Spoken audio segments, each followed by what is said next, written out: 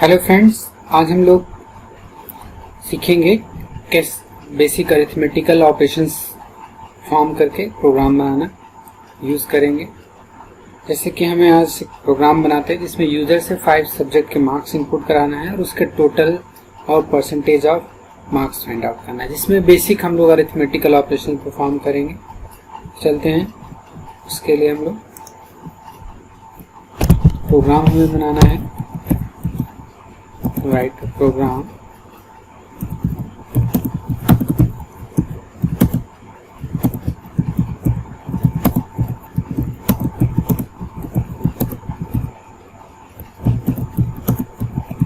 हमें यूजर से 5 सब्जेक्ट के मार्क्स इनपुट कराने हैं और उसका टोटल और percentage of marks find out करना है। चलिए करते हैं। तो उसके लिए सबसे पहला काम क्या करेंगे, हेडर फाइल को इंक्लूड करते हैं।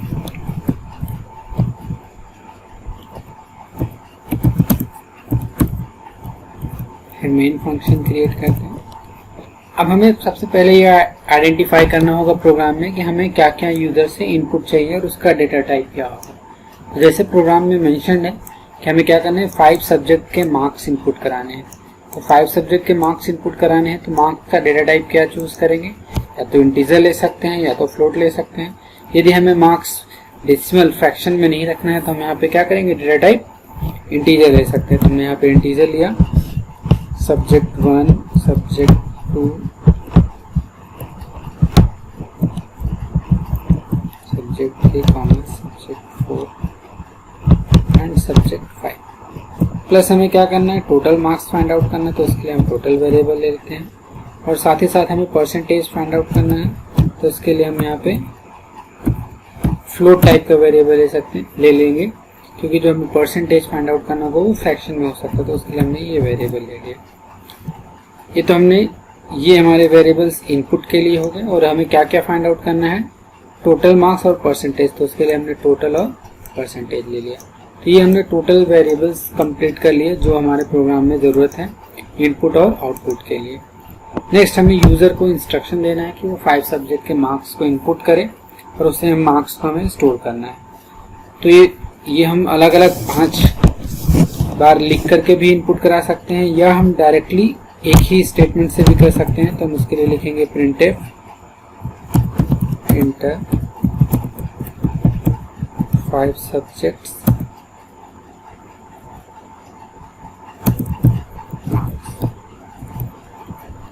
अब हमें यूजर से 5 वैल्यू एक साथ इनपुट करानी है। तो उसके लिए क्या करेंगे, हम यहाँ पे 5 टाइम फॉर्मेट स्पेसिफायर यूज करेंगे।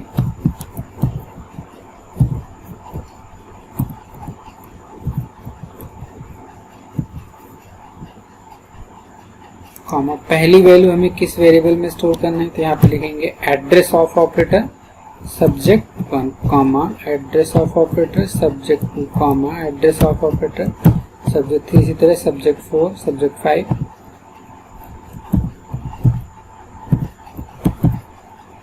तो इस तरह से क्या होगी कि हम एक ही स्टेटमेंट में एक ही लाइन पे लिख करके 5 सब्जेक्ट के मार्क्स को इनपुट करा सकते हैं, ठीक है, और स्टोर कर सकते हैं।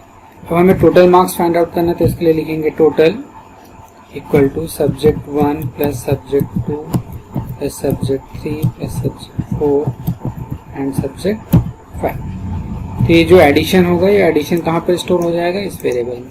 अब हमें परसेंटेज फाइंड आउट करना है। तो उसके लिए लिखेंगे परसेंट और टोटल को मल्टीप्लाई करेंगे किससे, 100 से, और जो भी रिजल्ट आएगा उसको डिवाइड कर देंगे आउट ऑफ टोटल जो कि 500 से। अब हम यहाँ पे प्रिंट कर सकते हैं दोनों को। तो यहाँ पे लिखेंगे टोटल मार्क्स, इंटीजर टाइप का है तो परसेंटेज, वेरिएबल का नेम यहाँ पे टोटल रखा हुआ है। इसी तरह परसेंटेज प्रिंट कराना है तो यहाँ पे लिखेंगे printf परसेंटेज ऑफ मार्क्स। ये फ्लोट टाइप का इसलिए यहाँ पे %f लिखेंगे। यहाँ पे हमने डेटा टाइप तो चूज कर लिया है फ्लोट, बट अभी जो रिजल्ट है वो हमें एक्यूरेट यहाँ पर नहीं मिल पाएगा। क्यों, क्योंकि जब हम यहाँ पर ऑपरेशन परफॉर्म कर रहे हैं तो यहाँ पर ये इंटीजर है और ये भी इंटीजर डेटा टाइप है और ये भी इंटीजर डेटा टाइप है। तो इससे जो रिजल्ट है वो भी एक इंटीजर टाइप का मिलेगा। लेकिन यदि इस एक्सप्रेशन में कोई भी हम एक फ्लोट टाइप की वैल्यू यूज कर लें तो यहाँ पर रिजल्ट हमें क्या मिल जाएगा, फ्लोट टाइप का। तो हम इसमें से किसी एक को भी फ्लोट कर सकते हैं। तो उसके लिए हमें क्या करना पड़ेगा, उसके आगे f लिख सकते हैं या 0.0 लगा सकते हैं, एंड देन यहाँ पर हम लास्ट में रिटर्न 0 यूज करेंगे। अब इस प्रोग्राम को सेव कर लेते हैं। हमने मान लेते हैं इसका नाम दिया demo2.c एक्सटेंशन से सेव कर लेते हैं। इसको रन कराते हैं, एग्जीक्यूट कंपाइल पे f नहीं लगा, यहाँ पर 0.0 कर ले रहे हैं। ये हमने यहाँ पे रन कराया। तो इंटर 5 सब्जेक्ट डॉट मार्क्स, मान लेते हैं हमने पहला सब्जेक्ट का मार्क्स दिया। इस तरह हम 5 सब्जेक्ट के मार्क्स को इनपुट करेंगे और देन उसके बाद टोटल मार्क्स और परसेंटेज मार्क्स। हम इसको अलग लाइन में यदि लाना चाहते हैं तो उसके लिए क्या करना होगा, हमें यहाँ पे प्रिंट कराते समय /n का यूज करना होगा। अब यदि हम यहाँ पर फिर से रन करा के चेक करें, मान लेते हैं हमने पहला सब्जेक्ट, दूसरे सब्जेक्ट, प्लस हम चाहे तो यहाँ पे सब्जेक्ट के मार्क्स को प्रिंट भी करा सकते हैं अलग अलग। उसके लिए हमें यहाँ पे क्या करना पड़ेगा, 5 टाइम लिख सकते हैं, या फिर यहाँ पे हम subject1 %d, यहाँ पे subject ऐसे करके 5 टाइम्स लिख देते हैं।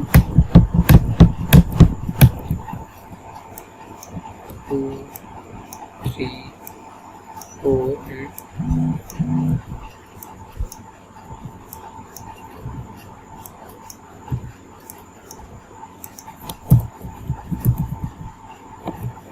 प्लस यहाँ पे हमें /n भी लगाना होगा, जिससे कि ये सारा अलग अलग लाइन पे आए।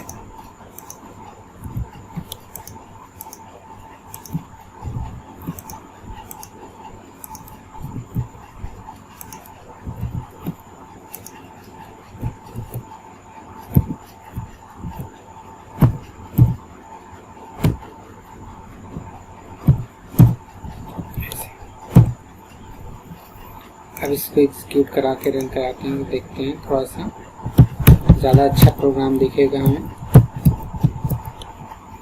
यहाँ पे subject1, subject2, subject3, subject4, subject5, total marks and percentage आपको।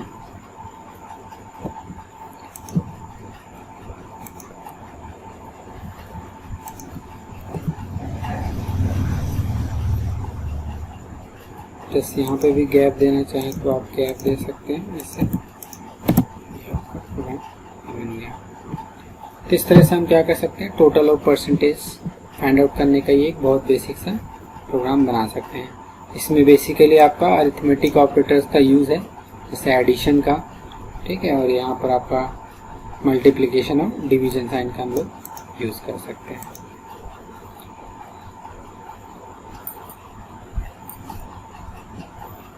इसी तरह नेक्स्ट हम लोग एक प्रोग्राम और बनाते हैं। इस पर मान लेते हैं हमें यूजर से अमाउंट, रेट और टाइम इनपुट कराना है और सिंपल इंटरेस्ट फाइंड आउट करना है।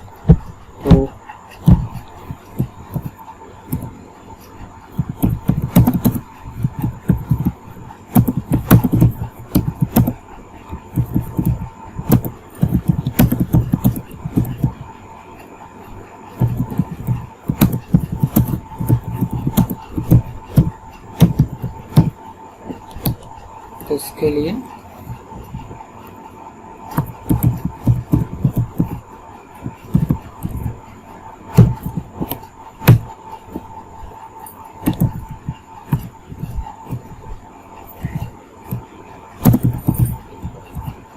अब यहाँ पर जो हम अमाउंट की बात कर रहे हैं, या डेट या अमाउंट, टाइम, और जो हमें इनपुट कराना है रेट, ये फ्रैक्शन में हो सकता है। तो यहाँ पे हम क्या करेंगे, डेटा टाइप क्या यूज़ करेंगे, फ्लोट यूज़ कर लेते हैं।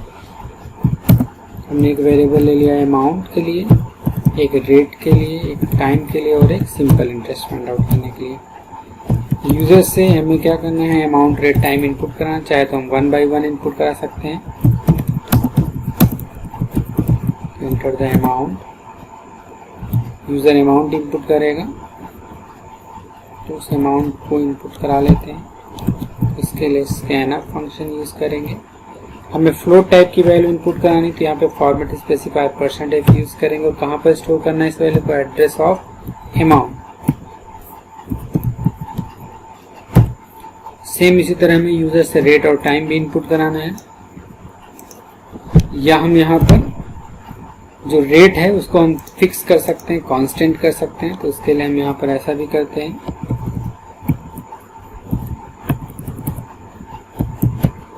कॉन्स्ट फ्लोट रेट हम चाहते हैं कि इसको फिक्स कर दें, जिससे इसकी वैल्यू चेंज ना की जा सके। यहाँ से हमने इसको हटा दिया। ये आपका कांस्टेंट हो गया, जो कि चेंजेबल नहीं है।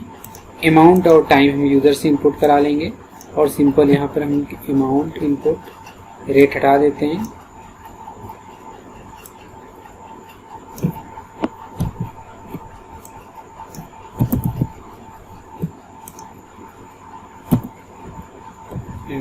रेट ऑफ 4.5 ऐसा कर लेते हैं। हमने यहाँ पर इंटर द अमाउंट यूजर से किया, अमाउंट इनपुट करा लिया। अब यहाँ पे हमने क्या इनपुट कराया, इंटर द टाइम। तो टाइम को हम स्टोर कर लेते हैं टाइम वेरिएबल में। ये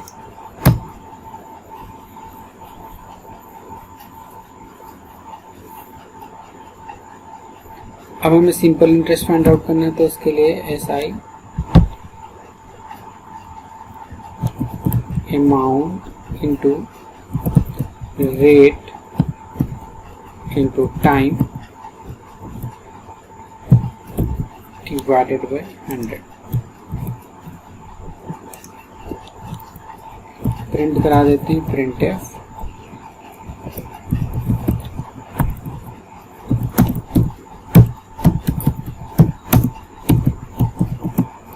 फ्लोट टाइप की वैल्यू प्रिंट कराना, तो यहाँ पे %f और SI वेरिएबल की वैल्यू को हमने यहाँ पे रख दिया। रिटर्न यहाँ पे 0 कर देंगे। प्रोग्राम को हमने डेमो3 नेम से सेव कर दिया।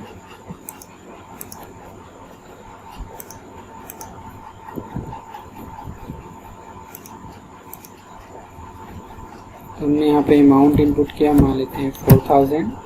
टाइम हमने इनपुट किया 4।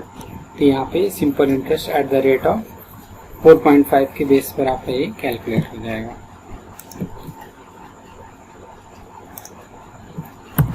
यहाँ पे आप लिख भी सकते हैं कि एट द रेट 4.5।